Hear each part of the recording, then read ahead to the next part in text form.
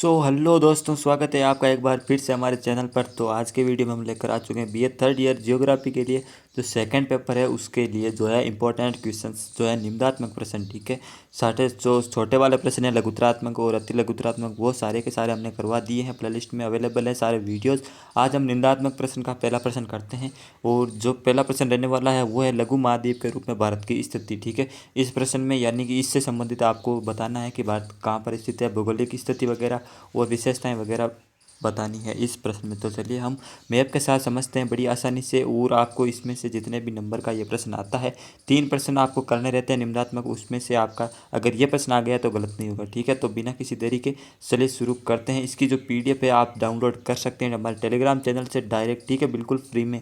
और यहाँ पे यूट्यूब पे चैनल को सब्सक्राइब कर सकते हैं BA थर्ड ईयर से रिलेटेड सभी एग्जाम के लिए। तो जैसा कि ये देखिए इस प्रकार का कुछ प्रश्न रहने वाला है कि लघु महाद्वीप के रूप में भारत के भौगोलिक की जो विशेषताएं उसका विवेचन कीजिए, या फिर भारत की भौगोलिक स्थिति की प्रमुख विशेषताओं का विवेचन कीजिए, विशेषताओं का वर्णन कीजिए। जो भारत का भौगोलिक दशा स्थिति विस्तार जैसा भी है वो सब आपको इसमें लिखना है। ठीक है, भारत के बारे में जितना भी भूगोल आप जानते हैं भारत का वो यहाँ पे आपको डाल देना है। तो आपको टॉपिक के साथ डालना है। ठीक है, कैसे डालना है अभी हम शुरुआत करते हैं प्रश्न की। तो सबसे पहले हम भारत का इतिहास देख लेते हैं कि आखिर भारत कैसे बना, यानी भारत का नाम कैसे पड़ा भारत। ठीक है, तो जो वर्तमान भारत है उसका नाम प्राचीन काल में आर्यों का निवास होने से आर्यवर्त था। ठीक है, तो भारत के 4 नाम थे। आर्यवर्त जो सबसे प्राचीन नाम था, उसके बाद हिंदुस्तान, इंडिया और भारत, ये 4 नाम थे भारत के। ठीक है, तो आर्यों के कारण इसको नाम आर्यवर्त पड़ा था।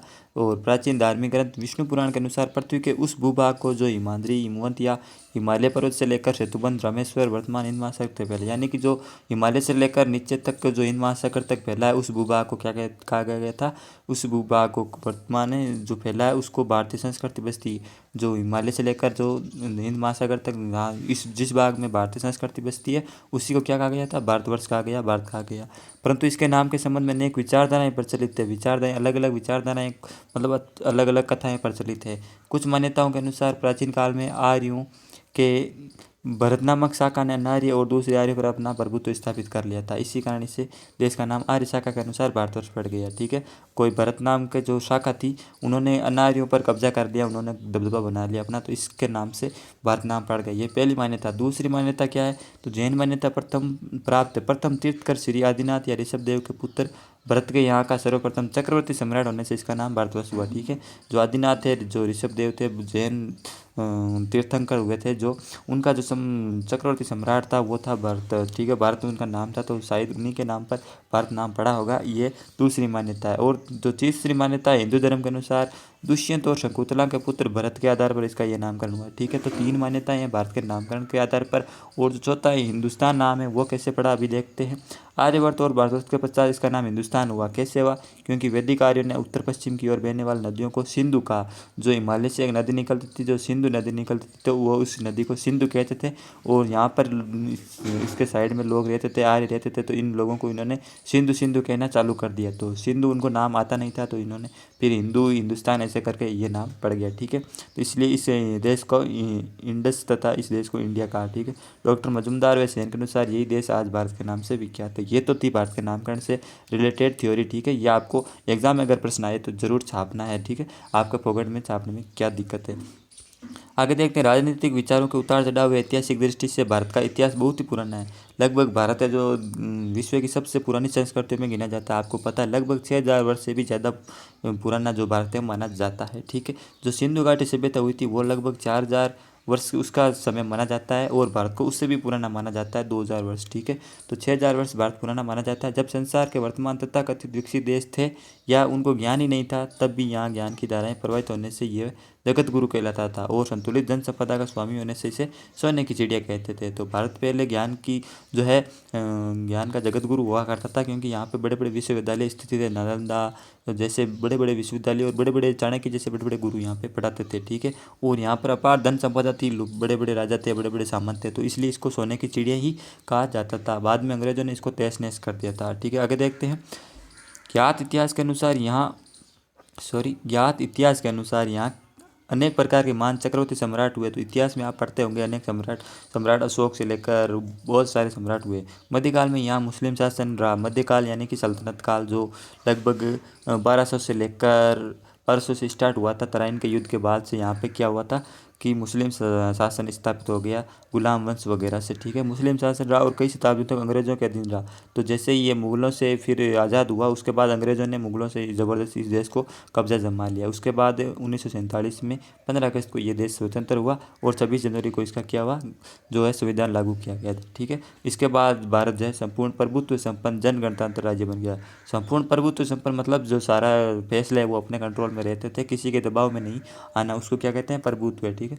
प्रभुत्व मतलब किसी का दबाव नहीं होना, जिसे भारतीय गणराज्य कहा जाता है, ठीक है। ये तो भारत से रिलेटेड थ्योरी हो गई। आपको अगर ये प्रश्न आ जाए तो ये अपने प्यारा इंडिया है। देखिए ये मैप मैंने आपके साथ में लगाई, अगर आप PDF डाउनलोड करेंगे तो बड़े जूम करके आराम से इसको समझ सकते हैं, देख सकते हैं, ठीक है। अभी हम इसकी जो स्थलीय सीमा कितनी है, इसके पड़ोसी देश कौन से हैं, हिमालय का विस्तार कितना है, इसका विस्तार, भारत का विस्तार कितना है, उत्तर से दक्षिण लंबाई कितनी है, सारी चीज़ें इसी में देखेंगे क्योंकि हमें इसकी विशेषताएं पूछी है। तो ये देखिए, ये जो पहला जो हमें हेडिंग लगानी है वो लगानी है आकृति एवं विस्तार। तो भारत की आकृति विस्तार कितनी है, चलिए देखते हैं, ठीक है। नीचे मानचित्र मैंने आपके सामने लगा दिया है। तो भारत का मानचित्र देखने से इसकी आकृति कुछ त्रिभुजाकार प्रतीत होती है। तो ये मानचित्र देखेंगे तो हमें कुछ ऐसा त्रिभुज जैसा दिखाई देगा भारत, मगर वास्तव में भारत त्रिभुज जैसा नहीं है। यह पूर्ण त्रिभुजाकार नहीं होकर चतुष्कोणीय। चतुष्कोणीय कैसे, ये यहाँ पे ऐसे ऐसे ऐसे ऐसे, ठीक है। ये चतुष्कोणीय बनता है भारत की आकृति, जो कि दक्षिणी भाग को छोड़कर अन्य सभी ओर से प्रकृति द्वारा इतनी अच्छी तरह से परिसीमित है जितना कि संभवतः ही कोई अन्य देश नहीं है।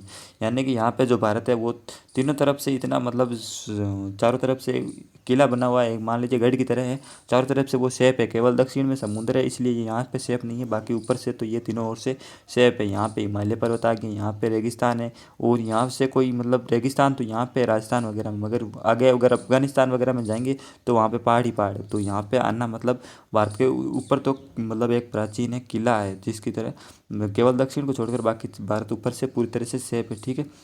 अब चलिए आगे देखते हैं।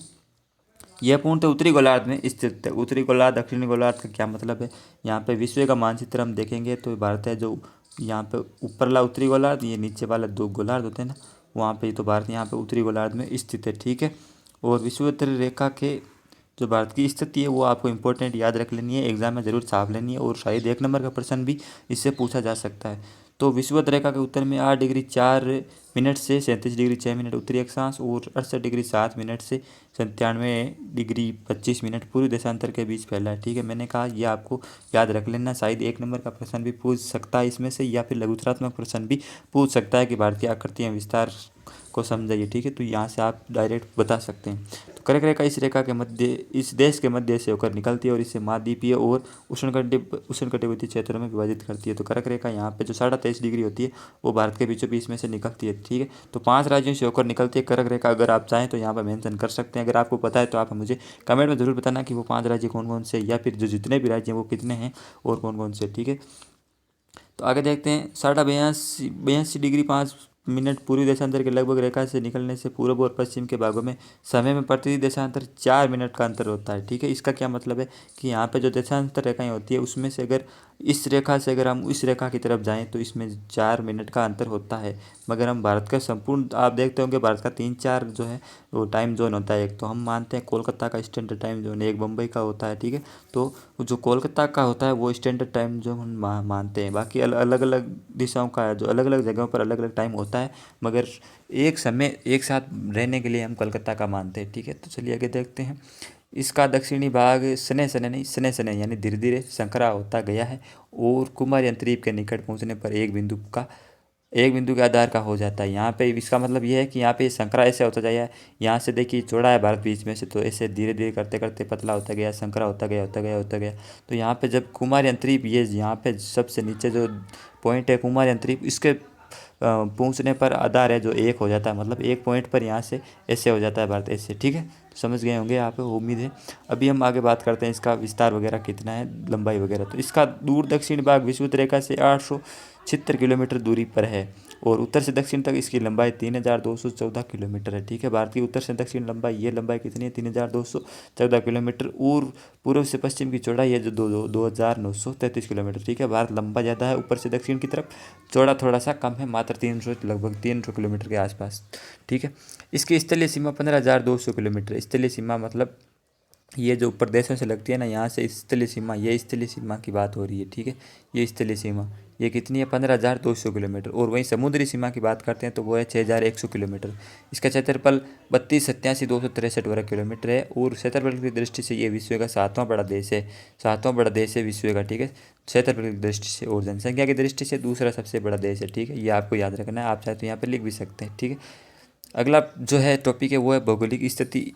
भौगोलिक स्थिति का मतलब है कि भारत में जो है वो कहाँ पर स्थित है, कैसे, किस किस के बीच में स्थित है, ऐसे ही आपको इसके बारे में लिखना है। तो भारत एशिया महाद्वीप के दक्षिण में स्थित है, ठीक है। जो एशिया है वो ऊपर की तरफ रह जाता है और भारत है जो एशिया के दक्षिण की तरफ रह जाता है। उत्तर में हिमालय और दक्षिण में हिंद महासागर एवं बंगाल की खाड़ी है। उत्तर में हिमालय, तो जैसे मैंने आपको बताया भारत का मैप मान लीजिए ये है। तो एक मिनट, सॉरी, दोबारा बना देते हैं। मान लीजिए ये भारत का मैप है, बन ही नहीं रहा, छोड़िए। तो उत्तर में भारत का हिमालय है और जो यहाँ पे अरब सागर, यहाँ पे बंगाल की खाड़ी, ठीक है। तो ये आपको बता देना है इस प्रश्न में अगर आपको आ जाए तो। क्षेत्र की दृष्टि से विश्व की जो कुल क्षेत्रफल का 2.4% भारत का है, ठीक है। जो विश्व में 100% अगर मान लेते हैं कि विश्व का कुल क्षेत्रफल 100% है तो 2.4 जो प्रतिशत है वो केवल भारत का है, ठीक है।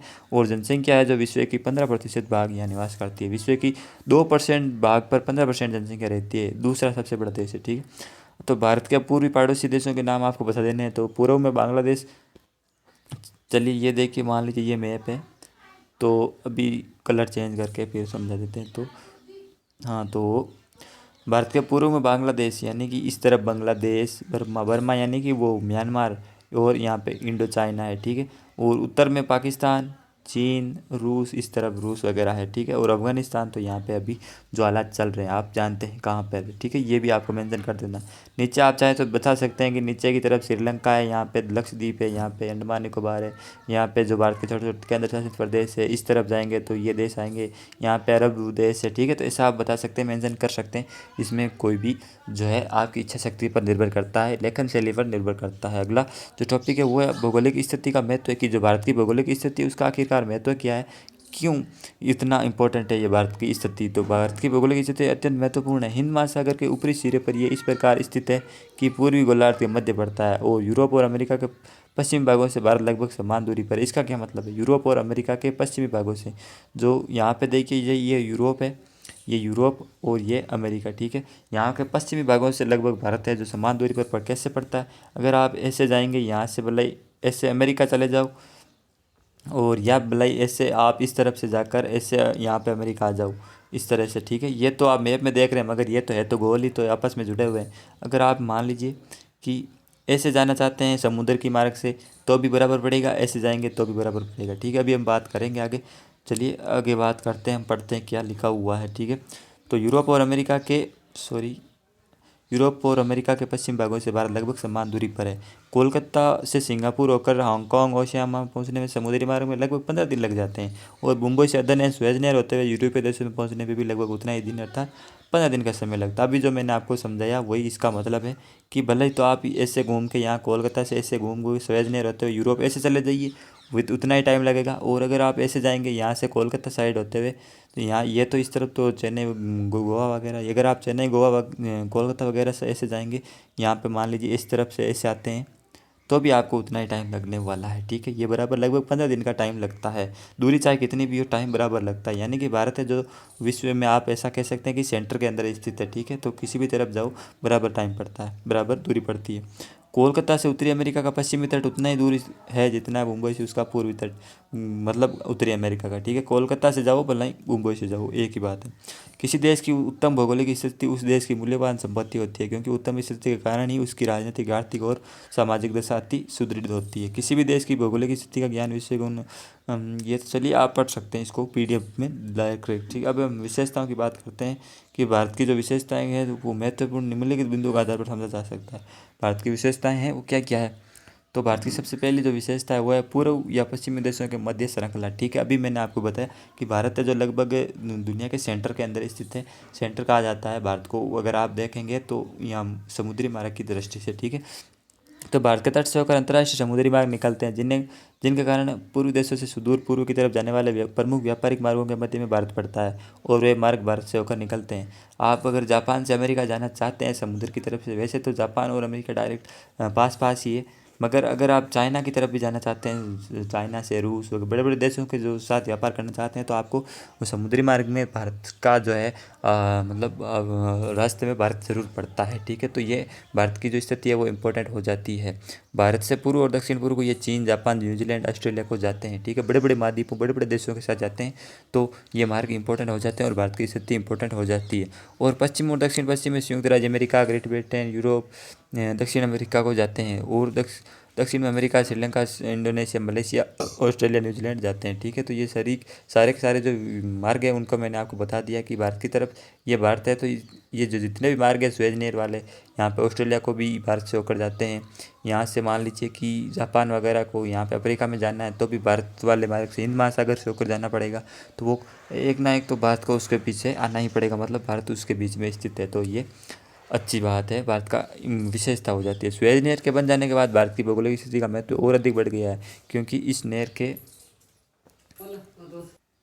इस नहर के द्वारा भारत की पश्चिमी तट के बंदरगाह और पश्चिमी यूरोपीय देशों के मध्य लगभग 4,800 किलोमीटर की दूरी कम हो गई है। ठीक है, तो ये दूरी कैसे कम हुई है, देखिए यहाँ पे देखिए, मान लीजिए जो सुएज नहर कहाँ पे है, सुएज नहर इस तरफ से, ये भारत है, तो यहाँ पे जो सुएज नहर इस तरफ से है, ये ऐसे सुएज नहर है। ठीक है, तो पहले जो यूरोप से अगर भारत आना पड़ता था, मान लीजिए इस भारत या चीन वगैरह कहीं भी आना, इस साइड आना था, तो उसको यूरोपीय देशों को या अमेरिका वालों को ऐसे आना पड़ता था, यहाँ से घूम के। ठीक है, तो यहाँ पे लगभग दूरी बहुत ज़्यादा पड़ जाती थी। कितनी दूरी पड़ जाती है अभी मैंने आपको बताया, लेकिन अभी ये शॉर्टकट आ गया है सुएज नहर, तो इसके द्वारा जो है दूरी लगभग आधी क्या 25% कम हो गई है। ठीक है, तो यहाँ पे अभी मैंने आपको बताया कितनी दूरी कम हो गई है, 4,800 किलोमीटर की दूरी कम हो गई है। सुएज नहर और पूर्व में मलाक्का जल संयोजक के आरंभ होने से उनमें से निकलने वाले सभी जलयान भारत से निकलते हैं। इस प्रकार पश्चिम में ये औद्योगिक क्षेत्रीय देशों को पूर्वी देश के देशों से मिलाने के लिए समुद्री मार्ग की दृष्टि से एक कार्य करता है, जो उसकी भौगोलिक स्थिति के महत्व का ही परिणाम है। ठीक है, तो दुनिया के जितने बड़े बड़े देश हैं उनको बाजार तो चाहिए होता है, तो वो बाजार कहाँ पे मिलता है, भारत, वो यहाँ पे श्रीलंका, बांग्लादेश, इस तरफ इन जो महाद्वीपों के इस देशों को मिलता है, थाईलैंड वगैरह, सिंगापुर वगैरह। तो इनको जो जाना होता है अगर इन देशों में समुद्र की दृष्टि से, तो इनको भारत से होकर ही जाना पड़ता है, इन महासागर में से ही जाना पड़ता है, तो इसलिए भारत की स्थिति महत्वपूर्ण हो जाती है। ठीक है, दूसरा जो टॉपिक है, विशेषता है भारत की, वो है वायुमार्ग। तो वायुमार्ग कैसे इंपॉर्टेंट है भारत के लिए, तो वायुमार्ग दृष्टि से भी भारत की जो भौगोलिक स्थिति वो अच्छी है। पश्चिमी औद्योगिक देशों से सुदूर पूर्व यथार्थ चीन, इंडोनेशिया, ऑस्ट्रेलिया, जापान आदि देशों को जाने वाले वायुयान भारत से होकर निकलते हैं। दिल्ली, मुंबई और कोलकाता अंतर्राष्ट्रीय महत्व के हवाई अड्डा पर ठहर कर ये ईंधन यात्री लेते हैं। ठीक है, तो यहाँ पे इसका मतलब ये है कि अगर मान लीजिए कि ऑस्ट्रेलिया को जाना है यूरोपीय देशों में, तो वो जाना तो उनको पड़ेगा डायरेक्ट भारत के ऊपर से ही। ठीक है, डायरेक्ट जाना होगा, तो इतना लंबा तो अभी उनके पास ईंधन वगैरह का खपत हो गए और आराम वगैरह चाहिए पायलटों को भी, तो वो भारत में ठहर सकते हैं या ठहरते होंगे, हमें क्या पता। और अगर मान लीजिए जापान से अफ्रीका, ऐसे जो अंतर्राष्ट्रीय स्तर की जो चलती है प्लेन वगैरह, उनमें अगर ज़्यादा लंबी दूरी है तो उनको भारत में ठहरना पड़ेगा। और भारत में जो है देशी विदेशी अंतर्राष्ट्रीय जो है वायुमार्ग चलते हैं। ठीक है, वायुयान चलते हैं, तो इसलिए ये जो है भारत की स्थिति इंपॉर्टेंट हो जाती है। तीसरी है स्थलीय सीमा, ये सबसे इम्पोर्टेंट है भारत के लिए। तो ये देखिए, आप जो भारत का मैप है मैंने आपके लिए लगा दिया है, अगर आप चाहें तो इस पर्सन में सारी चीज़ें लिख सकते हैं, अफगानिस्तान, पाकिस्तान, यहाँ पे ऐसा ऐसा। ठीक है, जैसा मैं आपको बता रहा हूँ आप वैसा लिख लेना, एग्जाम में आपके पूरे पूरे नंबर आएंगे। ठीक है, एक भी नंबर आपका नहीं कटेगा। तो दक्षिण एशिया के 3 बड़े प्रायद्वीप में भारत सबसे बड़ा प्रायद्वीप है, और अन्य 2 प्रायद्वीप अर्थात भारत और हिंदू चीन के बीच स्थित है। तो 3 बड़े प्रायद्वीप का क्या मतलब, प्रायद्वीप का मतलब होता है जो मतलब लगभग 3 ओर से समुद्र से घिरा हो, उसको क्या कहते हैं, प्रायद्वीप कहते हैं। तो भारत भी तीनों ओर से समुद्र से ही घिरा हुआ है, इसलिए भारत को भी प्रायद्वीप कहा जाता है। भारत एशिया महाद्वीप के दक्षिणी भाग में पहला केंद्रीय स्थिति वाला उपमहाद्वीप है, क्योंकि इसके पूर्व में बांग्लादेश, म्यांमार, इंडोनेशिया है, तो पश्चिम में अरब देश तथा उत्तर में चीन और रूस है।